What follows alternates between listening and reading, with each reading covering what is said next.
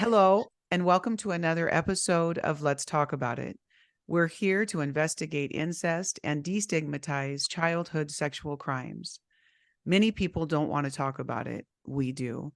With me today, I'm so excited for my next guest. Laura Ann is with me. And this story is a very unique story. I think millions of you will find yourself in this story. She has memory and recollections of some things in her childhood, but not everything. And that is the great crime that occurs as these things happen when we're small.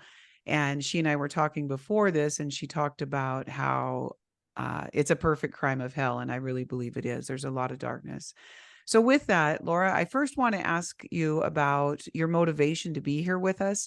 I like to start there because it's interesting and everybody has a unique thing. So why don't you just tell us what motivated you to be here and to share your story today?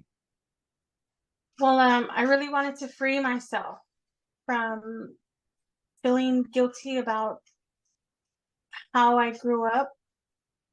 So I always felt guilty for being alive and doing things that I didn't know better doing, and for not protecting my children.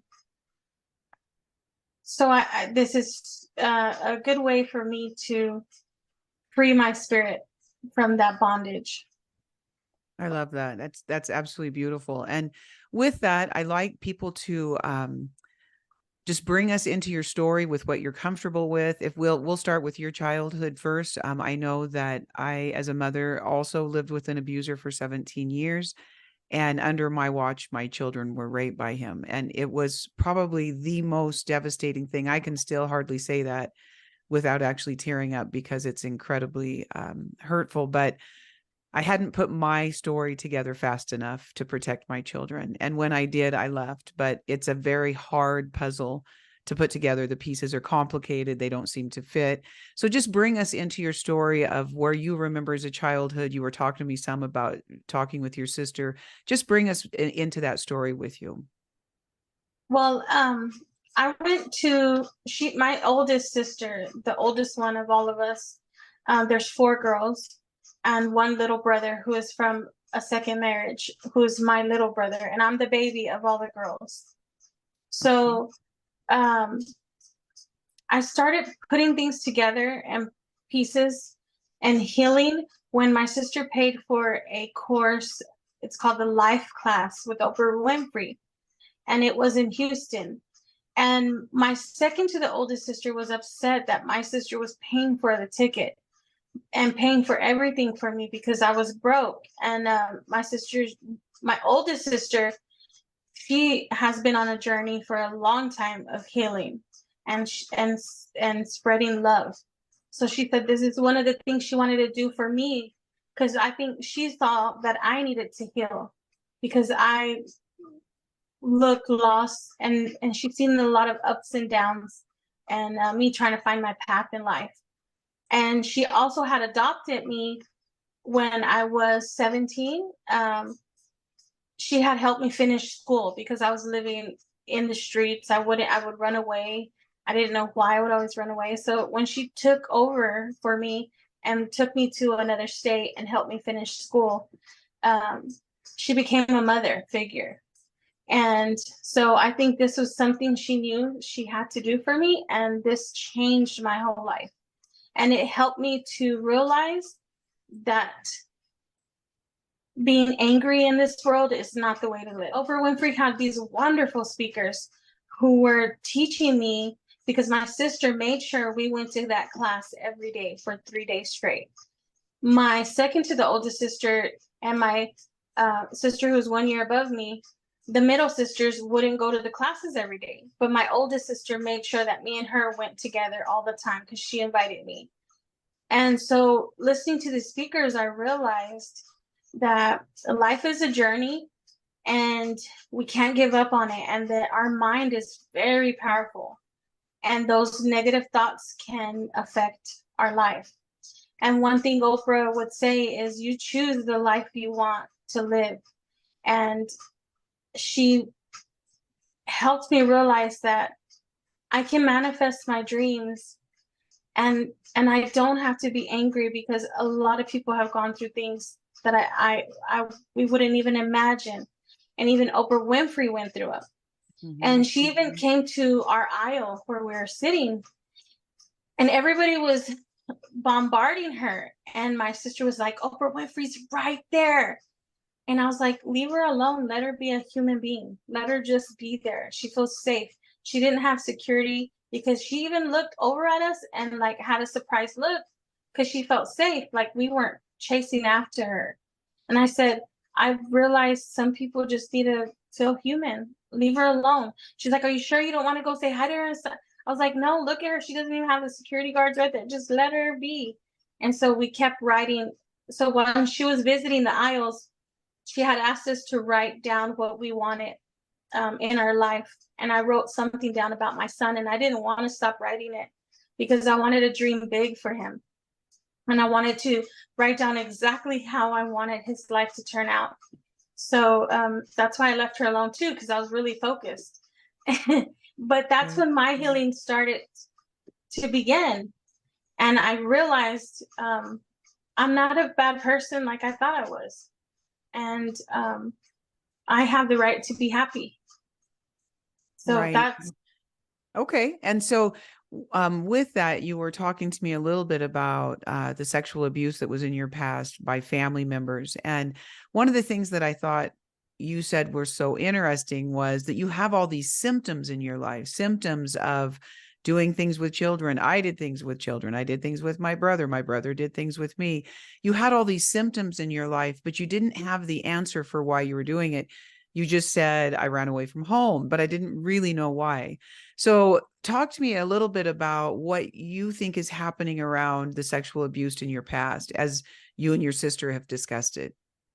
um I think a lot of things were hidden and made to look like I was a predator. I was a bad girl.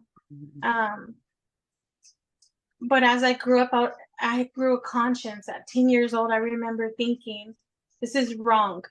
Um my little brother is who I was touching, and I don't remember. I have one memory of it. That's how I knew that it was wrong. I have one memory where I was like, why was I trying to rub on his penis? Like I wanted to put his penis Mhm. in me, but I was just 6 years old. I don't even know if I was six, but I know I was so little. And he was even littler. And I was like, why was I doing that?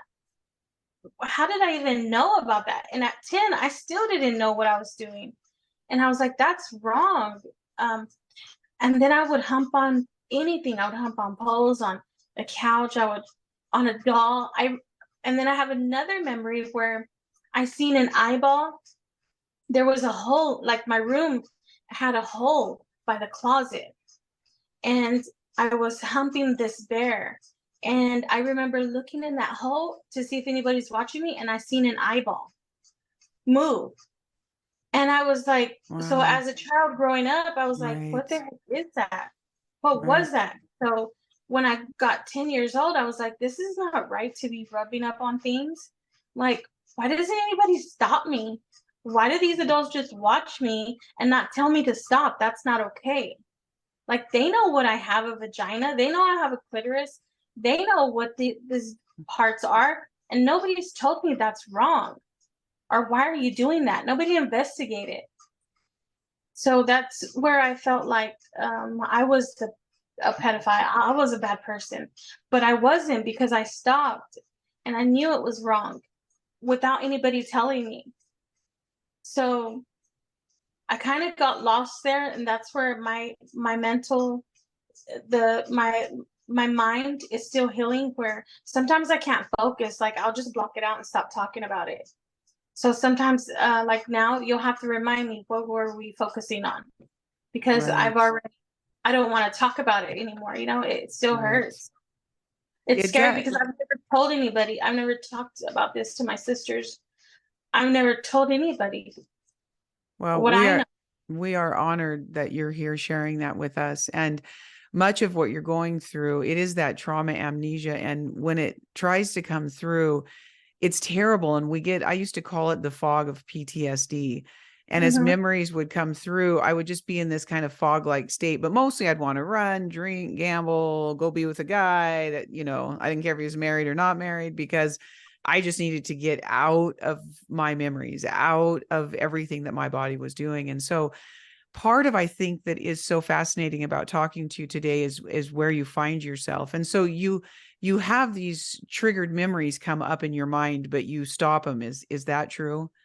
Yeah, like right now, I'm forgetting what we were even focusing on because I can feel my mind doesn't want to remember because that's what I've Right. always done. I don't want to talk about it. I don't want to remember, but I know talking about it is the healing part because that's what everybody has done is hid and kept secrets.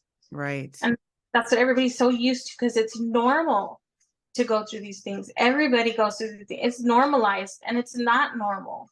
It's not normal. And one of the saddest things that I'm hearing from you is that you actually remember the bad that you did as a child, but you don't remember explicitly the bad that happened to you. And truthfully, that's how pedophiles want us to feel. They want us to stay stuck in our story right there. They want us to feel bad. If there's a problem, we're the problem. They're not the problem. You're the one that wanted all this. You're the one that's nasty.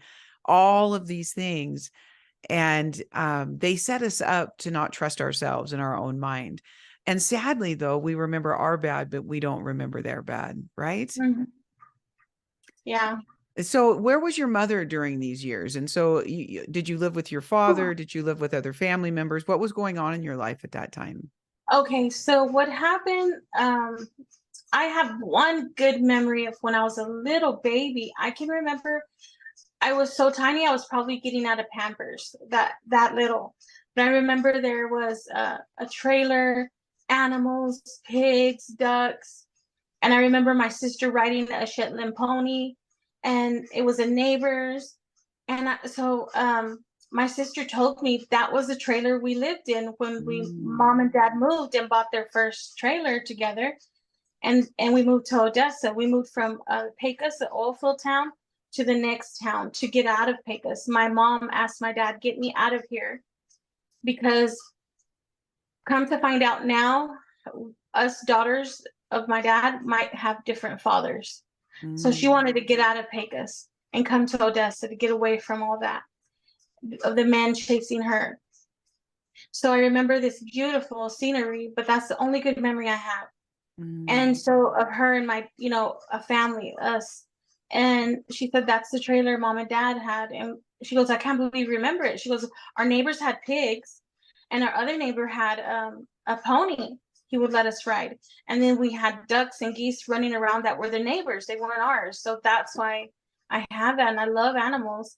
Um, but my mom and dad went through a very traumatic thing where my dad wanted to adopt my mom's cousin's son. The little boy did not belong to my dad, but he wanted to go through the process of adopting a boy that was my age. I'm 42 right now. So we were probably, I'm guessing, little like 4 or 5. And I say that because I hadn't started kindergarten yet. And the little boy was murdered by his mom's, which is my mom's cousin, boyfriend. Oh my goodness. So the day that my dad, because this little boy would cry and pee on himself all the time. So my dad was okay with him peeing on himself. He was like, he's just, traumatized. This is why my dad wanted to adopt him, because the cousin couldn't take care of him because the boyfriend would beat him. And Wow. so he left them with my dad. But my mom was jealous, and my mom would say, that's not his son. Give him back. That's not your son. Because I'll tell her this story, and she'll still say those words. That wasn't his son.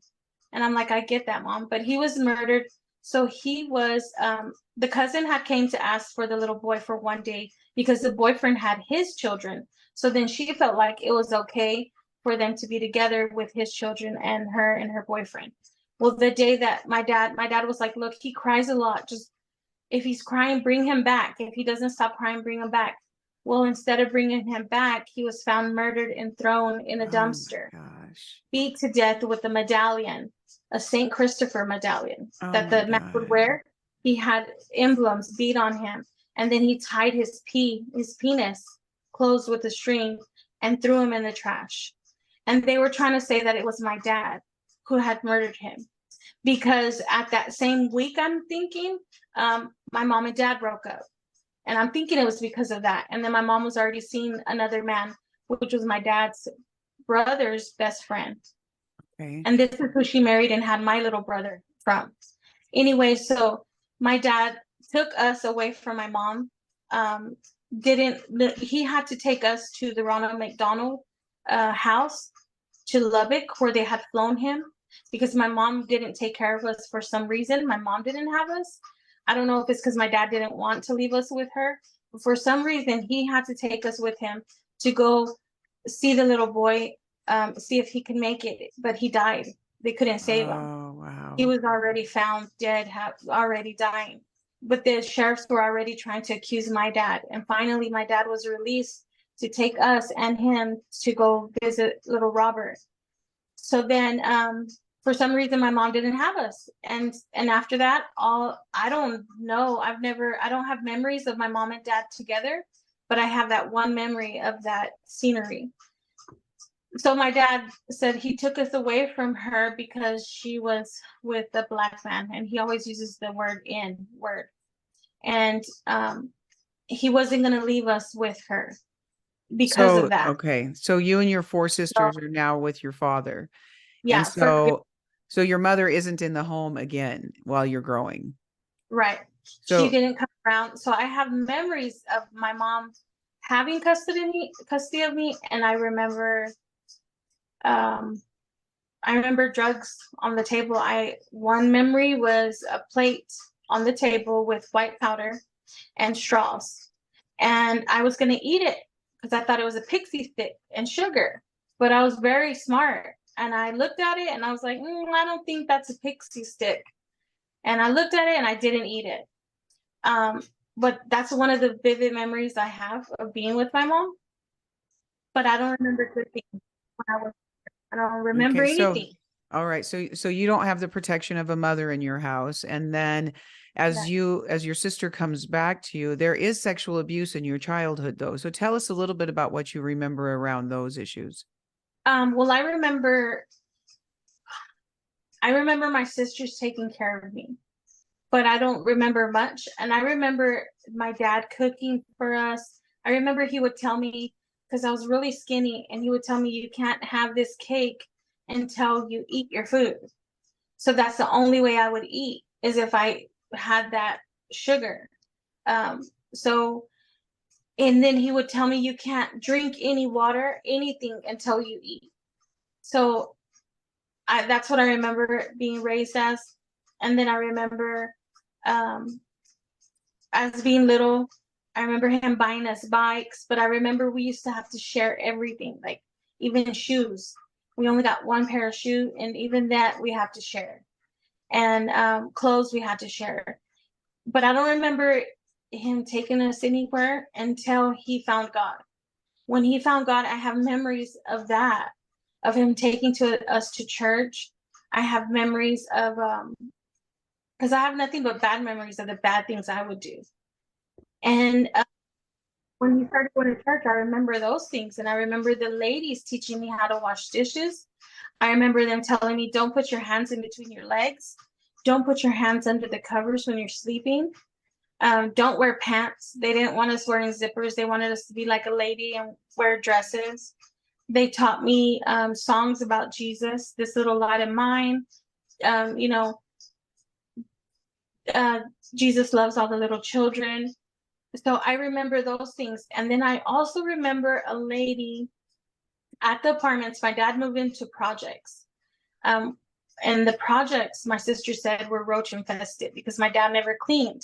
And they didn't know how to clean. But I didn't know that. I don't remember that. I just remember this apartment and how my dad would make me eat. Like he had a way of me eating. And if I didn't eat that way, I couldn't have sugar. And that I love sugar. I love to eat candy and stuff like that, and bubble gum. I remember that brought up another memory when I started daycare. It was down the street. He taught me how to walk to daycare by myself, and he would tell me I remember him giving me gum because the teachers would get mad at me every time I had gum in my mouth, and they would tell me you can't have gum. So I remember my daycare workers. I love them. Like I guess because they were so nice. And I remember playing dress up in daycare. Then I remember him teaching me how to walk to the bus when I started kinder. I remember walking through the snow. Oh, wow. As a little girl, I was walking through snow to get to school because he went to work and I walked by myself. But this must have been when my sister, I have a sister 1 year older than me. She wouldn't walk with me because my mom took over because she started having heart attacks. Like she was tiny, 7 or 8, and she started having heart attacks. So they ended up finding a Oh, hole in her. your sister.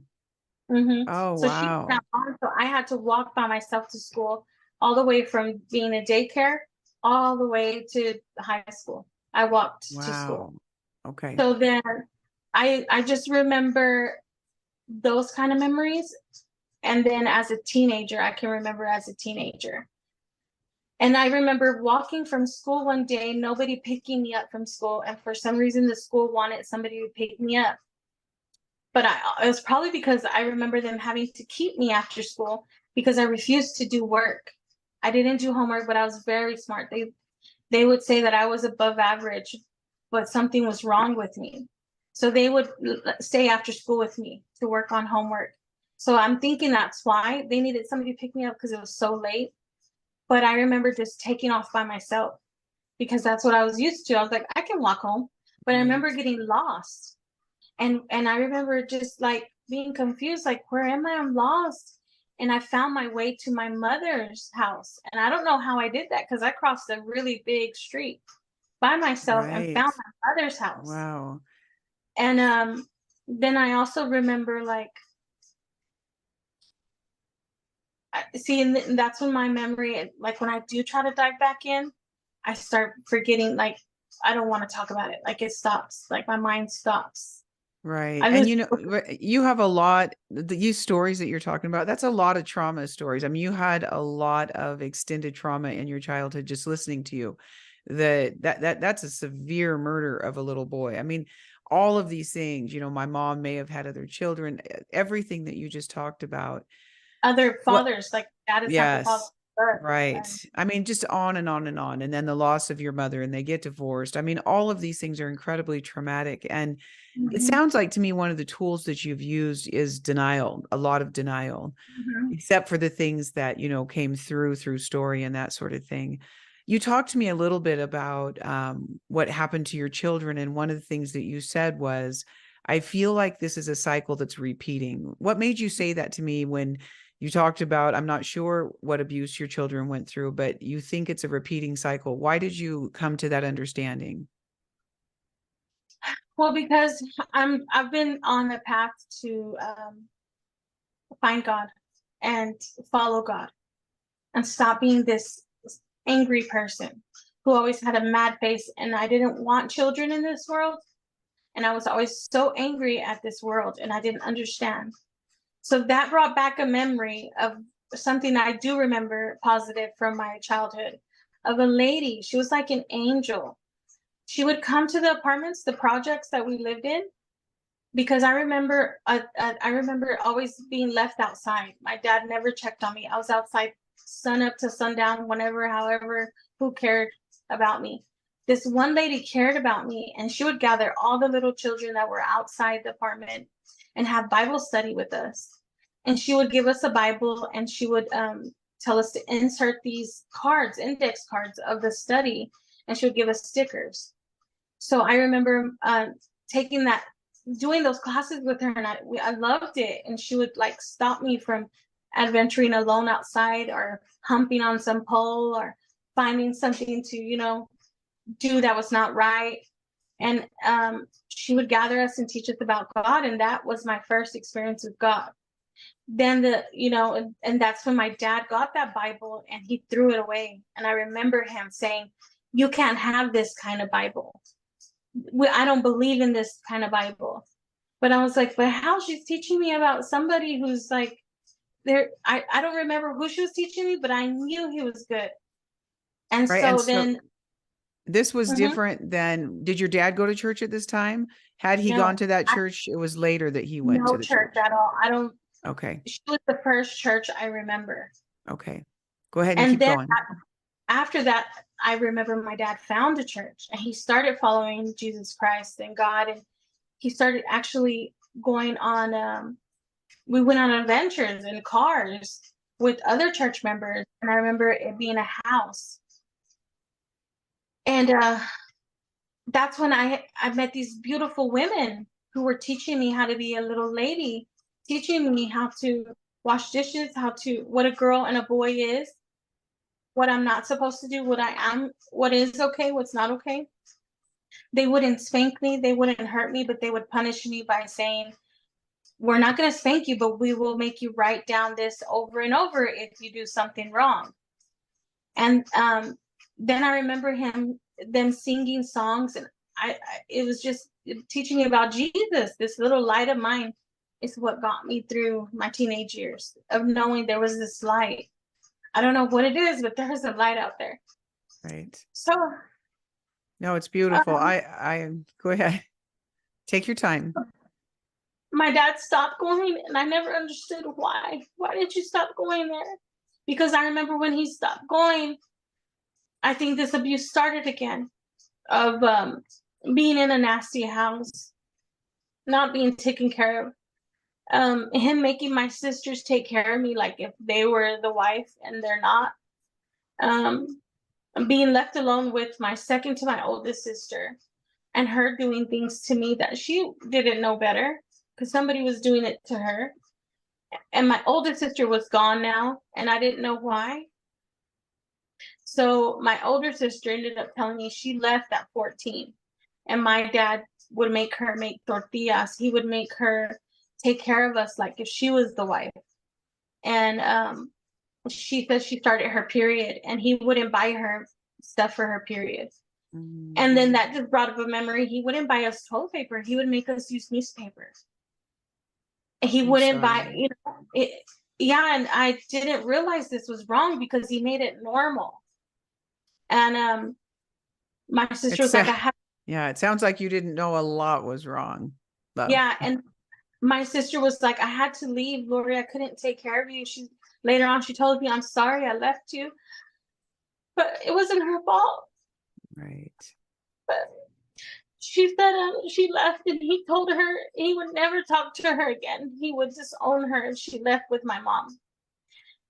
Because my sister, who was 1 year older than me, left with my mom. And I didn't know why I couldn't leave with my mom.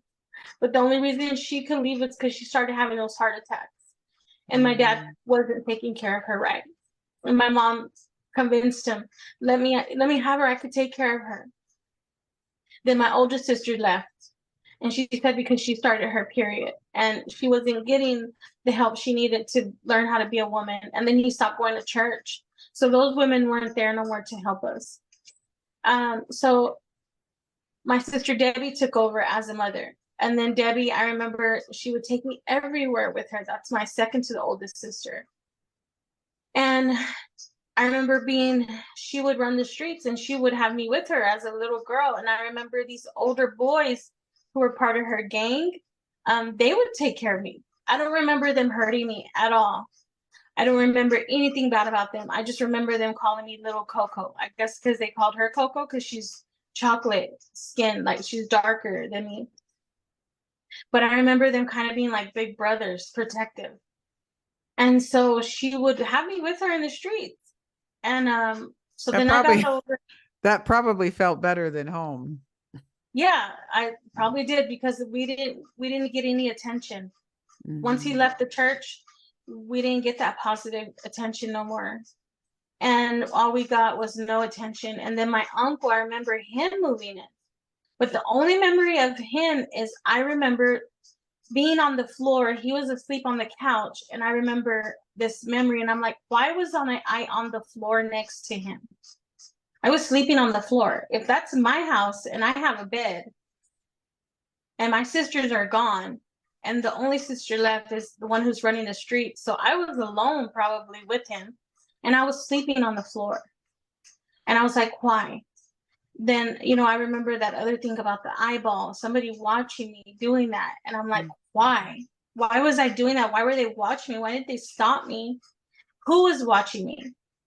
Right. Then I remember having vivid dreams of some man walking the hallway because we lived I had a bedroom, but I would pee myself. I remember always peeing myself because I remember my dad making fun of me. Haha, you smell your panties every time to see if they're clean. And I was, those memories are coming up as a teenager. And I'm like, why was he laughing at me? Why didn't he help me? And then I remember having these nightmares where I would go to my dad's room and sleep with him. And I remember him being in underwear. But it's like I would hear somebody walking the hall stomping and something scaring me, like dark shadows. And I remember always being scared. And then so I would run to my dad's room and sleep with him. And this is when my little sister, I mean, my oldest sister, we were little, she had left with my mom. So I was alone. And then my sister was always gone. I remember her always being gone too. But when she did have me, she would have me with her in the streets. So then I remember being alone with my uncle, and I didn't know why. Why do I have a memory of being on the floor next to him? Why would I be asleep on the floor? It was weird. Right. And then being that little girl who was humping things and doing nasty things. And then if I had a little boy next to me, I would hump him. And but I Right. didn't know better. So I was like, why would they leave me alone with the little boy? Why would they leave us alone? Because the parents were busy doing something and my sister was very busy doing something.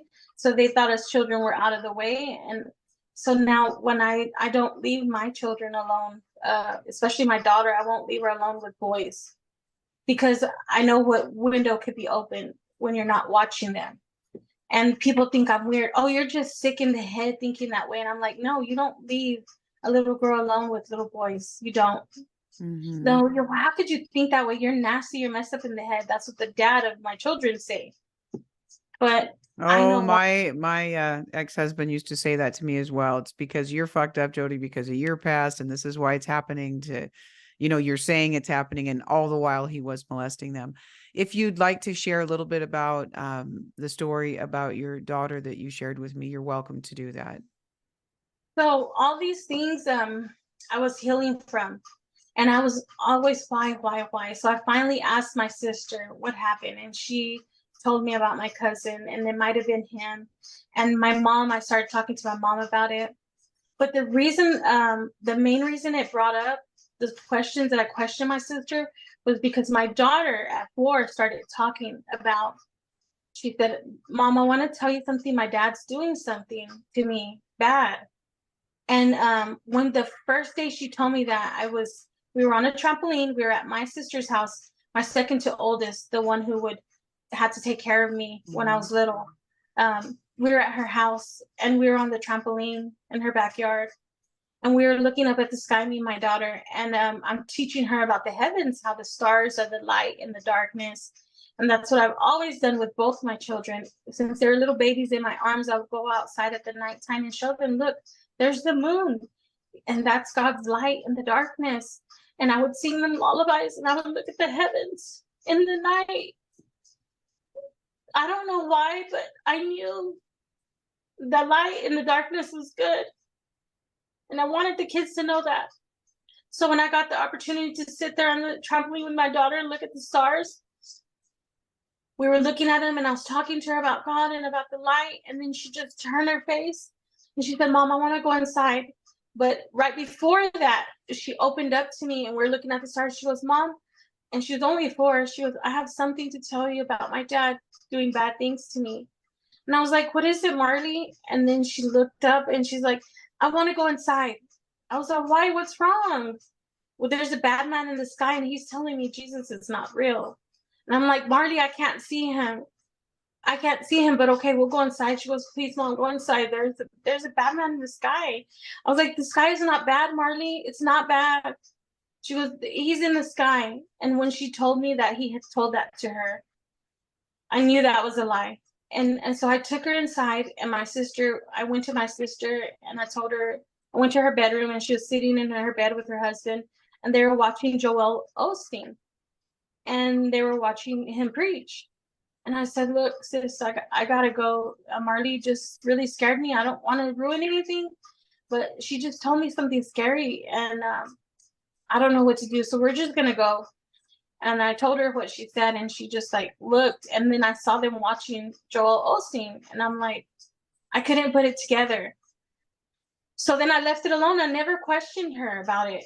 I never thought to question her about it. I never crossed my mind again. I just got distracted by the devil or by this bad man in the sky.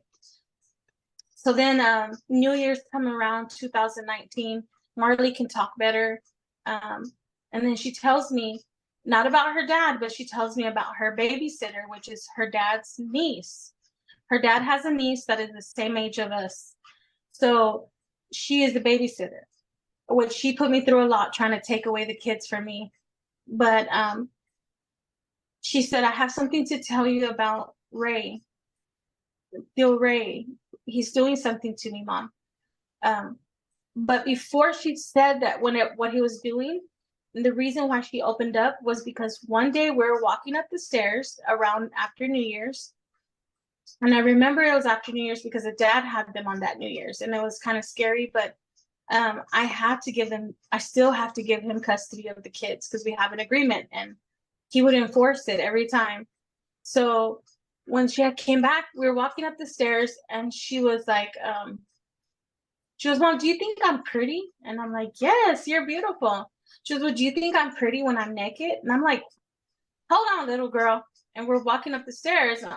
Why are you saying this to me? And then I stop her and I take her to her room. I was like, what are you talking about, pretty when you're naked? She goes, well, Bill Ray tells me I'm pretty when I'm naked. And I'm like, what is going on here? Like, I have to report this. So I call the deputy and I make a report.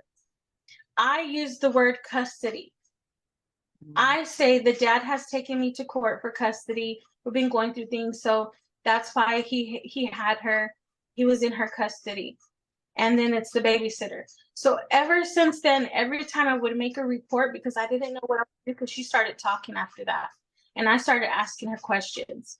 She started opening up and telling me things I couldn't understand. So all I knew to do was report it. If you know something's happening, report it. Yes. So I did that. But because I brought up that word custody, and I didn't know that that's a bad word, because they make it a bad word. Right. So they said it was a custody battle. Right. She's saying that she's reporting these things because she wants custody of her kids. And I'm like, what? So I read the reports, and they put wording, they twisted the wording. These deputies twisted it. And I'm like, I was just reporting what she was telling me. These deputies were supposed to investigate, not twist it around. And so they made it like, oh, she's saying this for custody because, so every time Marley would tell me something, I would call the police and tell them, she's saying this now. So this really nice deputy said, look, his name was Detective Rainey. She said, he said, look, stop calling. Every time she tells you something, don't call us. You need to write it down because they're going to make you look crazy. And his name, I remember it was a rainy day. So I don't know if this is why he said his name was Detective Rainey. And he said, because I don't know if he wanted to tell me who he really was.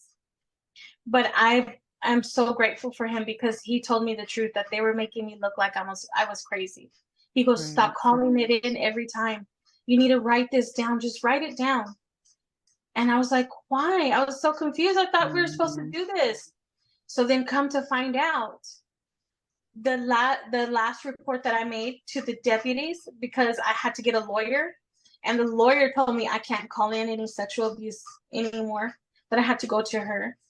And the reason why was because the last one that I called in that day was weird, because I was taking her a bath and I was getting ready for a boxing match because my uncle owns a boxing ring, and my cousin invited me to go with her. So she was at my home and I was getting ready, but I sent my daughter upstairs to take a bath.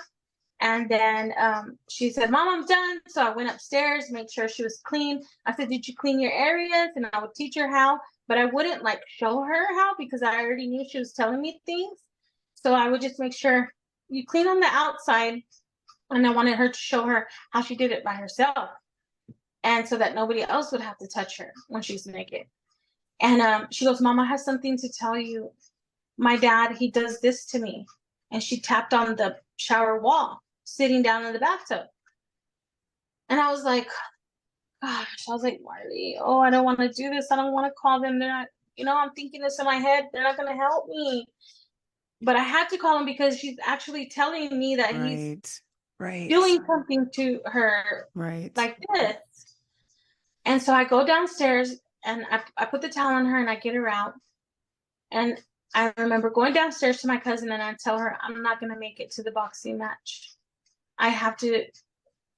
Marty just told me something. And she's like, what? And I was like, I don't want to tell you. And she's like, just tell me. And so I told her and she started saying, oh, you do this and you do that. And I'm like, I was already trying to focus my mind and not get overexcited or dramatic or cry. So I told her, okay, okay. I didn't tell her that I had been going through this and I already knew what to do. I already knew what they were going to do. Nothing. They were going to take the report. CPS was going to take the report and they were going to do nothing. But this time was different. This time when I called the deputies and reported it, my cousin was there. They show up, but they didn't show up. The deputies didn't show up. It was a private detective who lived 3 doors down from me, but he had moved out. And another detective lived there because in the apartments I live in, they let the police officers live there for free. Well, come to find out that detective had lived there and I didn't know him. But I knew now of him because he came in my house.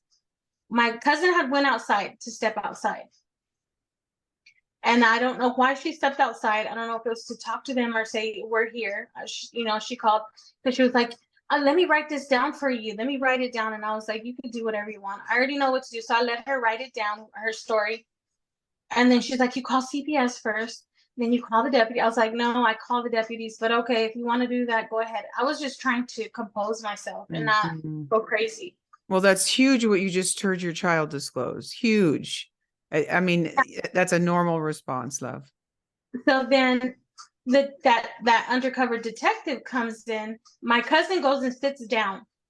She goes outside and then she brings in some earbuds and she was like, look what I found on the floor, and then comes in, but she didn't shut my door completely. But I didn't realize that when she came in, she didn't close the door all the way. Mm-hmm. And then I serve her a bowl of food because I'm just trying to be normal. I'm just trying to act like everything's okay with Marley. And I asked her, just sit Mm-hmm. down and eat, Mama. You just had Mm-hmm. your bath. I'll take care of it. It's okay. And then so my cousin goes and sits down and on the couch and kind of is like watching the show. So then I'm serving my daughter, and a man enters my door, not knocking. And then behind him is a detective. Is a deputy with his hand on his gun. And I was like, he didn't knock. He didn't ring the doorbell. He just walked in. So when I watched the video, my cousin had entered. She sat down. I gave her the food. She sat down and started eating. And then they entered because she didn't shut the door all the way. But my Vivid captures motion.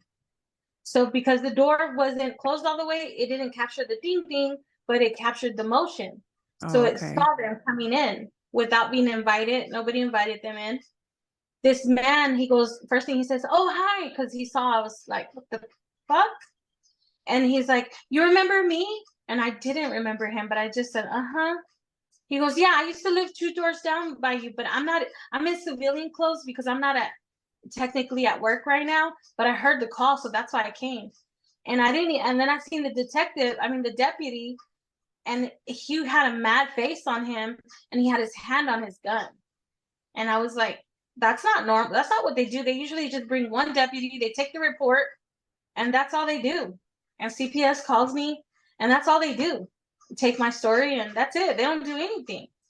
And but I know I have to report it. So it was different this time. And he goes, yeah, oh, I just wanted to come in just to tell you there'll be another detective coming in. His name's Christopher. He'll be coming in and da da da da. And I'm like, okay. He's from the CPI or something, because I learned that I had to call the deputies because the jurisdiction that the dad and the uncle, not uncle, it's a cousin's husband, but she actually calls her mom. But then she calls her Tia. Theo Ray is her boyfriend, but she wanted her to call her mom. Anyways, they're in a district where jurisdiction, I mean, Mm-hmm. where it's for the deputies and not for the city police. Mm-hmm. So that's why I have to call the sheriff's department. So I'm like, this is weird. I don't know who CPAI is. I don't know what's going on. Why did this man just walk in my house without being invited? And this deputy has his hand on his gun. That was weird. Like, I didn't do anything wrong. They're supposed to come help us. Come to find out, this investigator shows up. He's child protective something. And he's trying to lock me up because he's saying I'm making false reports. So Oh, wow. I go pull all the reports that I made because I found out I have the right to do that. And I read the reports, and these deputies have twisted the words and not said what I said and made it look like, and they put in there, this is about custody. And I was like, no, it's not. Oh. Like So I've given what the deputy. what ended up happening that with this case then? Did it move forward? Did they protect her? Did No, they help her in any no, way? no. Nobody's this city, nobody has protected us. Not even Harmony Home, who is there for abused children. The counselor there actually said maybe he didn't even touch her on the inside. Maybe he poked her on her panties. And there's worse cases than this. And I'm like, really, lady? She goes, you don't think you need help? You need a counselor? And I'm like, why are we here? Are you really getting paid to do this? You're not protecting children. So, anyways, that's where it gets it's heartbreaking and it's Mm-hmm. so traumatizing. Like, It this is. town, it's scary because I had to hire a $6,000 lawyer and I don't have $6,000. So I Right. had to take it from my dad. But before I took it from my dad, I had to cry to him. And you know what I told him? I said, if you're not a child molester, then you should let me have this money because it's to protect my daughter from being molested. And then he came out of his pocket and helped me. After I said that, if you're not a child molester, then you will help me. So Then he where, helped me. oh yeah, it's so often the case. Where is the case at now? Can you tell us?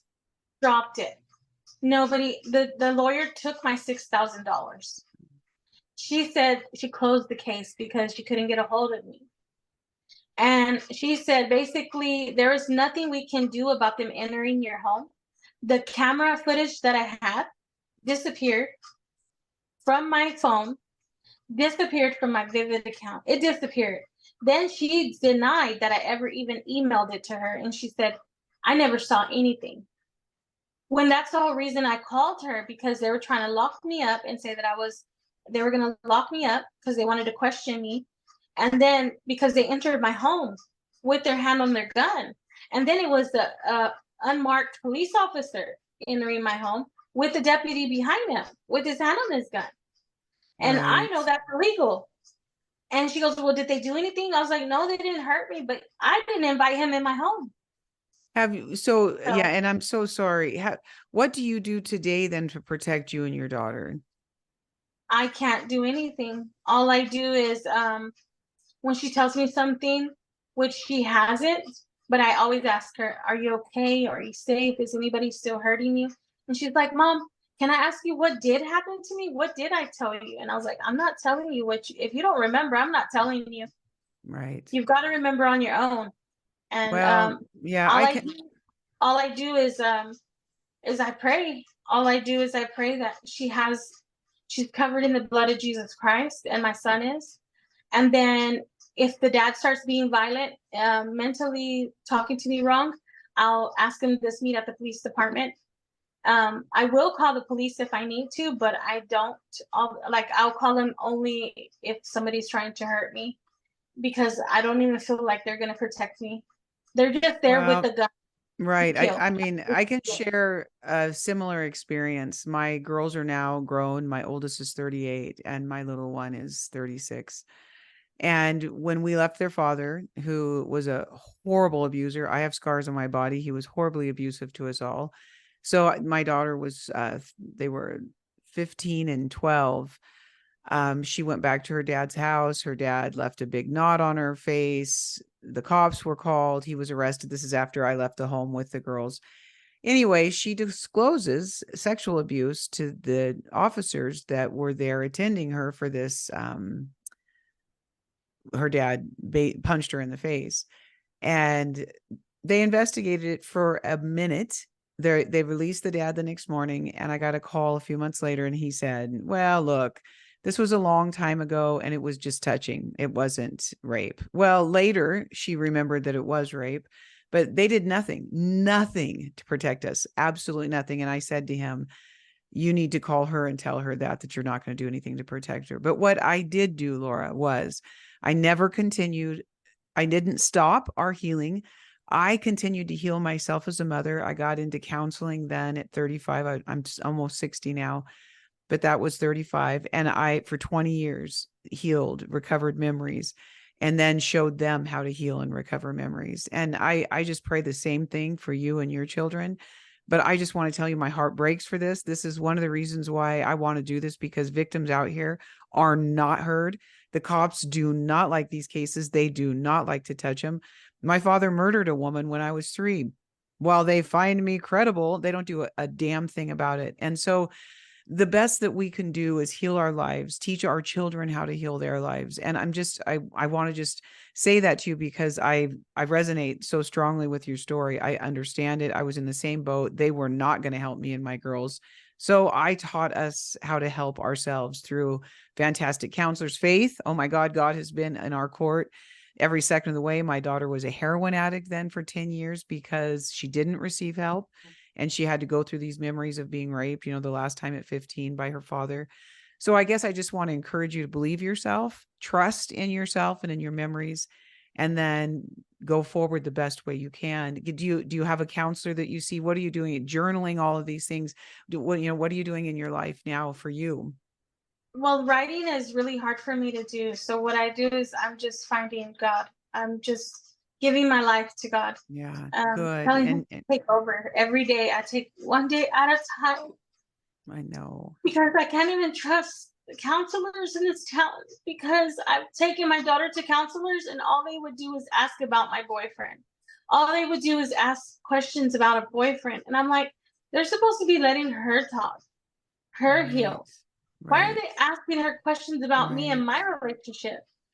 And then also the counselors that I did take her to, Harmony Home, who are supposed to protect children, and then CPS, who are supposed to protect children, are the ones who hurt us and didn't protect them. And they said, Mommy, I can't go home with you now. And I'm like, no.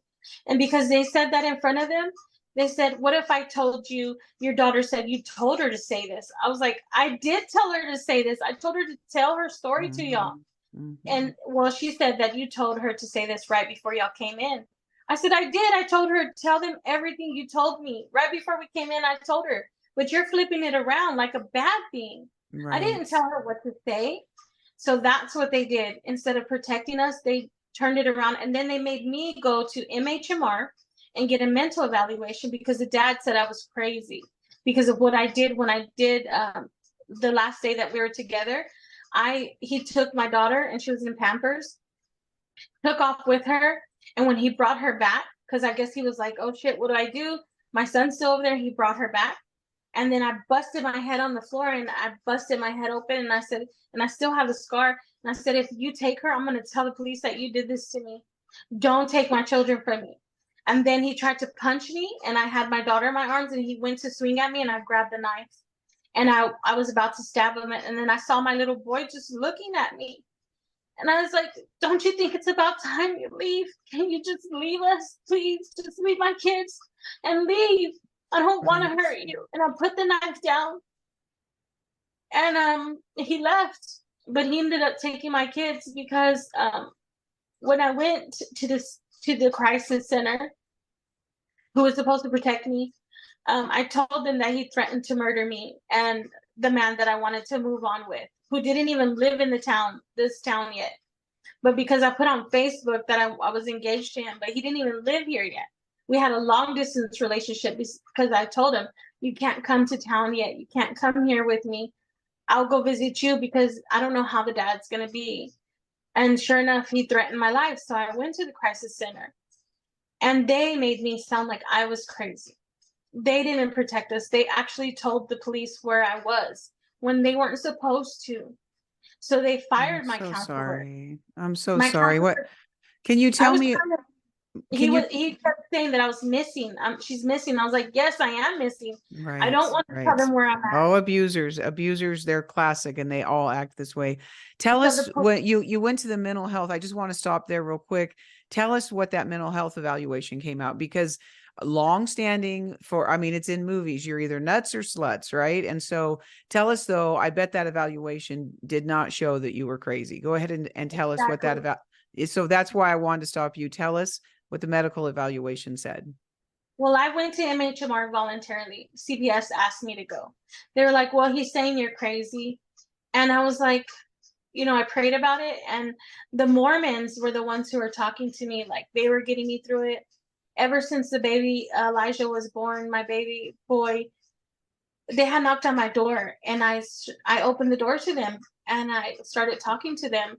So then I never converted because I told them I can't believe what y'all believe, but I really appreciate the stories you and the Bible study and all these, you let me talk to y'all about God.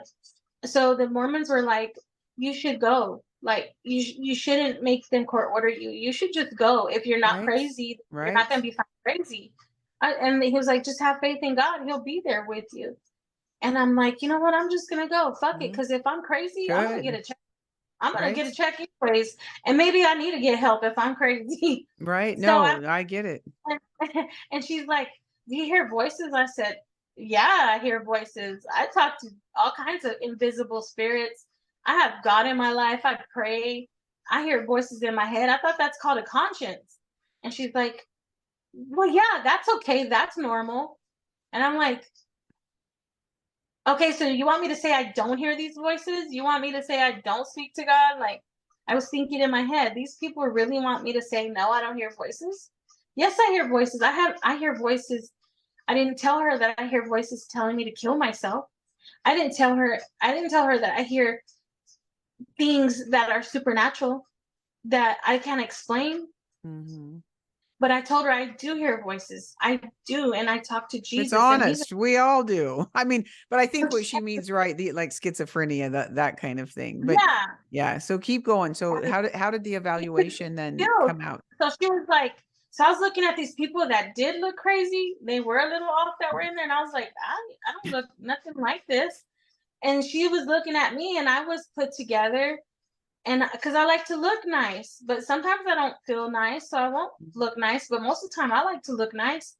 And she's like, you know what? I think you're pretty normal. I don't think you're crazy. Do you think you're crazy? Do you want help? And I was like, if you want to give me a check every month, heck yeah, I want help. She's like, no, we can't do that. I don't think you need help. I was like, oh, I need a check every month though. And she's like, no, we don't just do that. I was like, okay, well, then I guess I'm not crazy, but I think I'm a little crazy, but okay, you don't want to give me a check. That's fine. Right, And right. I think that's how So I cope. the evaluation did not come out and say you have a mental illness. Right. She just, Right. because I've always coped by smoking marijuana since I was a kid. Since I was so, I've had an addiction to marijuana that I've always fought. I'll be on and off, on and off. Mhm. So that's what I told her. I was honest, and she was like, "Well, here's some drug counselors, and I have to report this." And I'm like, "Yeah, I'm fine." So CPS gave me a hair follicle. They made my daughter cut her hair. They made my son cut his hair. They made my daughter go through a traumatic. The Whenever she told me that, they made my daughter ask me, "Why did you let them take a picture of me, mom, down there?" And I Mm, didn't know how to tell her that's not okay, but at that moment that was okay. And I was like, I can't right. even say that because it's not okay. Because what I saw when I took her into the hospital, because they had to do a rape kit on her, because I reported that, um, deputies came in. So we're in the back in the emergency room with, and I could see the window, and I see two or three deputies scatter towards to where my daughter has to be taken. So I'm waiting by myself, and my daughter's over there with this nurse, who this nurse said, I'm going to have to question her alone. You can't come with us. And we're going to have to do some invasive things to her. And I want to tell you, I'm going to be there with her. So then I see these three deputies going by, and I'm like, why are they going over there? They're going to Mm, watch her? They're going to look at her vagina? Like, that's nasty. Then I see the Harmony Home supervisor scatter over there. And she just goes and like walks by and doesn't say hi. She just like, a side eye and then takes off. And I thought that was weird. Why are these people scattering over there to see my daughter get Mhm. this violation? They're violating her. So my daughter comes back and she goes, Mom, why did you let them take pictures of my vagina? Because I taught her that Mhm. vagina word because I learned you use the word Right. of body part. Right. Yes. Don't give Yes. nickname.